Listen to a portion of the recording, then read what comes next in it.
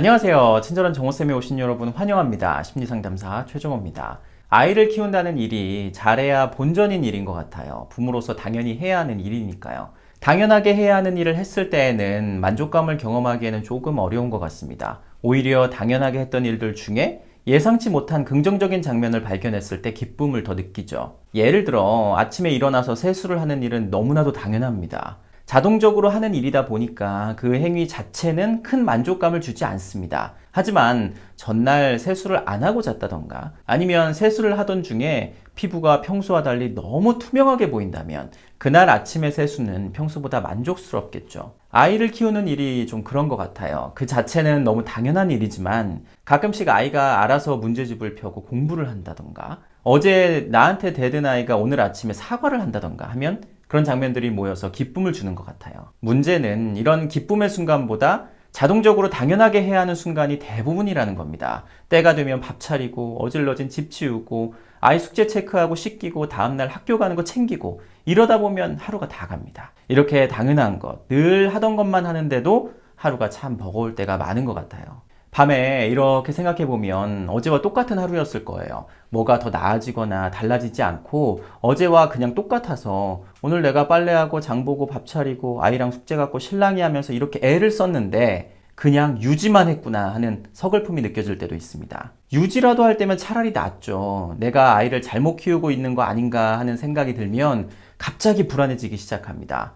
나 편하자고 아이에게 매일 비슷한 반찬만 해주고 있는 건 아닌가. 한 번 참을 걸 욱해서 괜히 화를 낸 건 아닌가 후회할 때가 있고요. 아이가 놀아달라고 하는데 피곤해서 스마트폰을 쥐어준 걸 자책하기도 합니다. 다른 엄마들은 나름 정보를 잘 찾아서 아이의 정서, 신체, 창의력, 대인관계 같은 분야별로 잘게 나눠서 학원도 보내고 책도 사주고 그러는 것 같은데 나만 너무 뻔한 교육을 시키고 있는 건 아닌지 걱정도 되실 거고요. 맞벌이 하는 어머님들 경우에는 회사에서 진을 다 빼고 집에 오기 때문에 아이에게 쏟을 에너지가 없으니까 쉽게 짜증을 내거나 적극적으로 아이와 놀아주지 못해 늘 미안하실 것 같아요.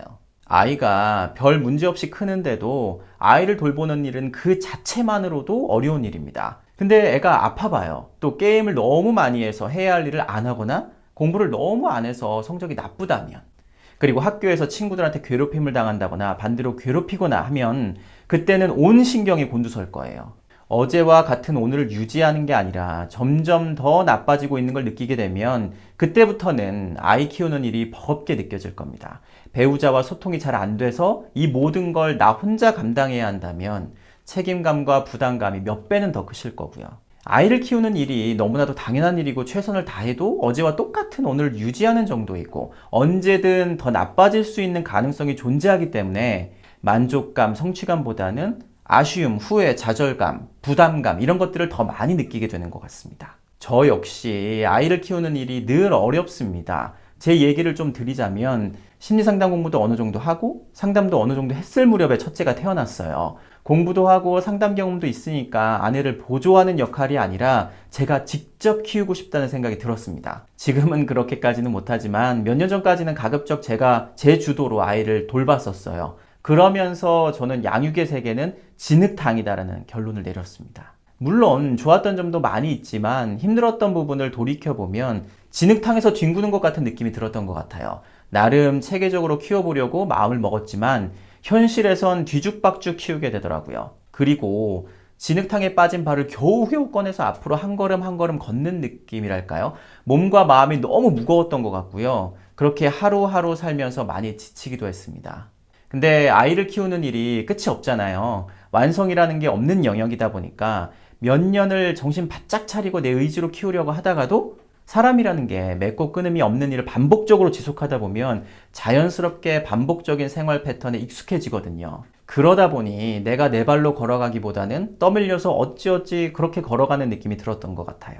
그리고 어느 순간 잘못된 방향으로 떠밀려 가고 있다는 생각이 들었을 때에는 조금 조급해지고 불안해지고 걱정이 되기도 했습니다.